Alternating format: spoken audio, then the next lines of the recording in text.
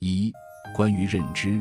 一、变化总在发生，你不去迎接进步的变化，就会等到退步的变化。二、我们能取得今时今日的成就，不是因为我们的能力比别人高出多少，而是我们比别人更清楚自己能力的大小。三、决定结果的主要有两个因素，一个是形势，另一个是人。形势太强，任凭你有多大能力都无济于事。四、一个人手里拿着锤子，看什么都像钉子。五、只要做好准备，在人生中抓住几个机会，迅速地采取适当的行动，去做简单而合乎逻辑的事情，这辈子的财富就会得到极大的增长。六、我们很清楚自己的不足，很清楚有很多事我们做不到，所以我们谨小慎微地留在我们的能力圈之中。能力圈是沃伦提出的概念，沃伦和我都认为我们的能力圈是一个非常小的圆圈。七、在现实世界中学会看透本质，我们能生活得更从容。探究本质并非朝夕之功，必须有板凳要坐，10年冷的精神。八、如果你想要说服别人，要诉诸利益而非诉诸理性。九、卓越的人很少，有机会追随他们，和他们走到一起，或许值得付出溢价，将来可能获得丰厚的回报。十、保持理性是一种道德律令，在不该犯傻的时候千万别犯傻。11、和别人比是比不过来的，无论是做什么，都是一山更比一山高，强中更有强中手。12、所有人都看好的机会，最容易发生踩踏，造成的损失最惨烈。13、每一天都追求比醒来的那一刻多增长1分智慧，每一天都追求有能力承担更大的责任，每一天都追求尽善尽美地完成所有工作。日复一日，年复一年，你终将出人头地。14、按照我的经验，解决问题的最佳方法是不让问题出现。15、所有人的潜意识里都有这样的偏见，给别人提建议时，以为是在为别人考虑，其实是从自己的利益出发。16、我们能成功，不是因为我们善于解决难题，而是因为我们善于远离难题。我们只是找简单的事做而已。17、反过来想，总是反过来想。18、如何才能成功？严格自律，遵守道德，找到志同道合的人，抓住难得的大机会，说出来都是些很简单的道理。我说了很多老生常谈的话，因为成功确实就来自这些看似平凡无奇的道理。19、我不会因为人性而感到意外，也不会花太多时间感受背叛，我总是低下头调整自己去适应这类事情。我不喜欢任何成为受害者的感觉，我不是受害者，我是幸存者。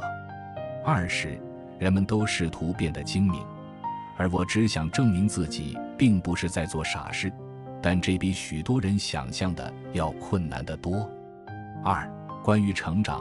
21、想要得到一件东西，最稳妥的方法就是让自己配得上它。22、找出你最擅长的事情，然后持之以恒，乐此不疲地去把它做好。23、承认无知是智慧的开始。24、一个不能从别人的经验中学习的人，一辈子注定一直摔跟头。25、把问题彻底想明白，问题就解决了一半。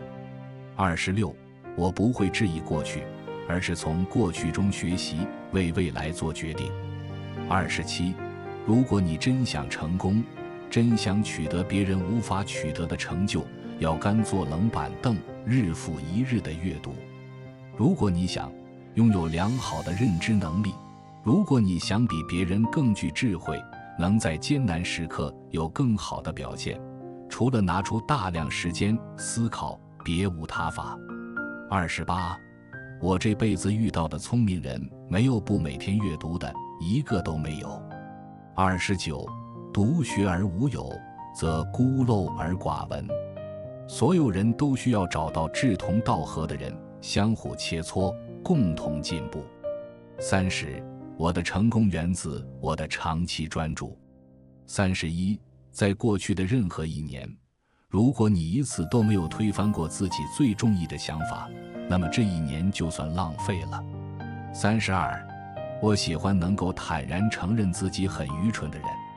我知道，如果正面承认自己的错误，我会表现得更好。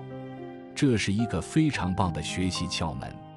33，我见识过很多取得很大成就的人，虽然他们既不是最聪明的人，甚至也不是最勤奋的人，但是他们都是很善于学习的人。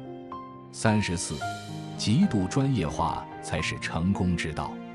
比起理解整个世界来说，大多数人更加擅长专攻一个方面。35，我做过很多傻事，我一直在和自己的成见做斗争。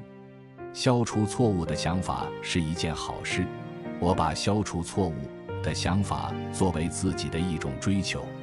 36，进步不总是肉眼可见，而是往往出现在不经意间，但进步总是源于长期坚持，源于每一天的努力。37，如果不终身学习，你们将不会取得很高的成就。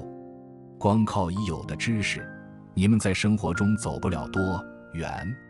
38，只要能到达正确的终点，路途再颠簸，我都受得了。39，踏踏实实，一步一个脚印，坚持不懈的长期努力，这是我的成功之道。3，关于人生。40，生活的铁律就是，只有20%的人能够取得比其他80%的人优秀的成绩。41，不要同意投注摔跤，因为这样你会把全身弄脏，而对方却乐此不疲。42，你不必非常出色，只要在很长很长的时间内保持比其他人聪明一点点就够了。43，如果你的生活方式是正确的，那么你到了晚年只会比年轻时更加幸福。44，我会尽我所能逆流而上，而不是去预测潮汐何时到来。45，如果你专注的时间周期足够长，你不断地为解决难题而努力，你就会跌跌撞撞地得到一个答案。这是人生的半个秘方。46，任何人都会有错过机会的时候，这是命中注定的。我一直认为，改变不了的事情，不要太纠结。牢骚和抱怨是人生中的大忌。47，在生活中，很多人抱残守缺，他们满脑子的旧思想，新思想根本进不去。有句德国谚语说的好，我们总是老得太快，聪明得太迟。所有人都有这个问题。48，身处逆境的时候，你要有一股咬紧牙关，埋头苦干的拼劲。怨天尤人，牢骚不断，只能越来越苦，越来越难。49，想要什么就立刻要得到，这样的人不但一事无成，还可能坠入深渊。50，抵抗衰老的最佳措施就是在老之前好好生活。51，生活总是以某种方式伤害某人，又以某种方式帮助他人。面对生活中的打击，每个人都应该积极应对。52，人生的困难一个接一个，每个困难都是对我们的一次考验，都是我们表现自己的机会。53，很多人总是一味的逃避，不愿承受短期的痛苦，自找苦吃，主动吃眼前的苦，这才是正确的处事态度。54，当逆境不期而至时，我们应该敢于迎难而上，这才是一种积极向上的人生态度。整天哼哼唧唧的怨天尤人，谁都救不了你。55. 坚持做有意义的事，坚持做有价值的人，坚持追求理智、正直、诚信，总有一天一定能获得成功。56. 要想幸福，第一条，降低自己的预期，这一点是你自己能掌控的。另外，身处逆境的时候，你要有一股咬紧牙关、埋头苦干的拼劲。57. 我觉得犯嫉妒这种罪的人最蠢，犯了嫉妒的罪，得不到一丁点快乐，整个人都被痛苦包围着，何必遭这份罪呢？58. 托马斯·卡莱尔有一句名言，与其为朦胧的未来而烦恼忧虑，不如脚踏实地做好眼前的事。这句话说得很对，大多数时候我们应该把眼前的事做好，尽人事，听天命。4. 关于商业管理。59. 最理想的公司每年创造的现金高于净利润，能为所有者提供大量可自由支配的现金。60. 充分认清客观条件的限制，充分认识自身能力的限制，谨小慎微地在限制范围内活动，这是赚钱的诀窍。这个诀窍与其说是谦卑，不如说是有克制的贪婪。61. 一家公司建立了好的文化之后，就能走上良性循环的轨道。62. 为了防范风险，我们制定的规矩恰恰是不赚最后一个铜板。63. 任何一家高杠杆的金融机构，无论管理者多么尽职尽责，都可能遭遇意外的损失。关键是遭遇意外之后，能否第一时间解决问题。在问题暴露出来以后，很多公司首先想到的是如何隐瞒，如何用会计手段蒙混过去。我们认为应该不遮不掩，立即解决。64. 即使拥有诚实守信的优良传统，时间久了，制度漏洞还是会毁掉优良传统。65. 裁员成本是一项巨大的隐形负债，很多公司因为裁员而支付的成本高达几亿、几十亿美元。裁员成本之高令人啧舌。公司明明要为缩小规模而付出成本，但这项成本并没有在资产负债表上体现出来。66. 我们从不签署允许我们懒惰的合同，以免我们走向堕落。67. 纵观商业史，很多公司辉煌过，赚过大钱，但是当他们被新的科技浪潮淘汰后，他们的家底很快就会耗光，最终走向消亡。68. 在服务行业，只有全力以赴，为客户消除所有痛点，才能超越竞争对手。69. 经营一家公司，你懂得延迟满足，能把公司经营得越来越好。在人生中懂得延迟满足，你死的时候能很风光。其实，在沃伦眼中，优秀的管理者是这样的：你把他从火车上扔下去，扔到一个偏僻的小镇，不给他钱，他在这个小镇上成10本分地经营，用不了多长时间又发家致富了。71. 在与别人合作的过程中，沃伦和我都是首先以高标准要求自己，因为有优秀的人与我们一道努力，我们才能取得今天的成绩。72. 要找到优秀的伴侣，只有一个办法，就是自己得配得上。同样的道理，要找到优秀的人共事，你自己首先要是一个优秀的人。73. 我们不懂具体的软件业务，那我们怎么领导每日期刊公司呢？我们主要靠知人善任。74. 在做管理工作的过程中，最容易犯的错误是已经发现该换人了，但迟迟下不了决心，拖了很长时间才把不合适的人换掉。即使是有着多年管理经验的人，也很容易犯这个错误。75.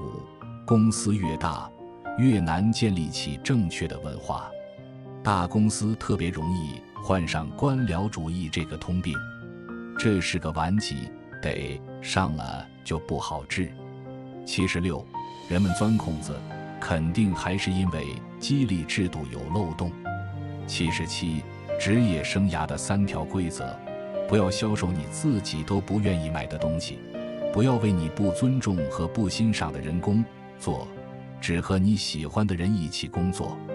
78，我们很少换人，不是因为我们软弱或愚蠢，而是因为我们一开始就把人选对了。79，我愿意和优秀的人共事，不愿意和平庸的人为伍。80，信任是你自己赢得的，你自己做事总是很靠谱，时间久了，别人自然会信任你。81，我觉得在面对难题的时候，列一张清单非常有用，在单子上一列，所有问题一目了然，能把问题考虑得更周全，不会有什么遗漏。82，凡事往简单处想，往认真处行。5，关于投资理念。83，真正做收购是好事多磨，要熬过辛苦的等待，经历反复的波折。84，大多数时候我们什么都不做，我们出手的时候很少，即使是出手的时候，我们也是如履薄冰，对可能承担的风险感到不安。85，有些人收集邮票，而我收集疯狂和荒谬，然后避开他们。86，钱多机会少，总比钱少机会多强。87，我们只在很少的时候能看透重大的机会。88，我们始终把眼前所有的投资机会进行比较，力求找到当下最合理的投资逻辑，这才是重中之重。找到了最合理的投资逻辑之后，无论周期波动如何剧烈，是顺境还是逆境，我们都泰然自若。这就是我们的投资之道。89，投资要选容错率高的好生意，有点管理问题，有点困难，有点错误，好生意照样还是好生意。90，按我们这种方式投资，必须准确判断一家公司的前景。也就是说，你不但要能看出来一家公司现在的生意是好生意，而且要能看出来它在将来的很长时间里仍然是好生意。91，买入好生意，长期持有才是正道。92，真正的好公司，现在的价格大家可能觉得很贵，其实不贵。93，格雷厄姆提出了安全边际的原则，这个概念永不过时。格雷厄姆告诉我们，市场是我们的仆人，不是我们的老师，这个概念永不过时。94，做投资，一个是必须瞪大眼睛等待机会出现，另一个是机会出现的时候必须果断出手。95，钓鱼的第一条规则是在有鱼的地方钓鱼，钓鱼的第二条规则是记住第一条规则。投资是同样的道理。96，归根结底，投资只有价值投资一种。为什么这么说呢？因为我们每做一笔投资，把钱投进去，都是为了将来能获得更多的价值。97，首先要找自己能看懂的机会，不做自己看不懂的投资，然后要踏踏实实的去做大量实际的工作。98，成功的投资既需要进取心，又需要耐心，并且还需要准备好在机会出现时抓住它，因为在这个世界上，机会不会持续很久。99，我们能够成功，不是因为我们善于解决难题，而是因为我们善于远离难题。我们只是找到了容易做的事情。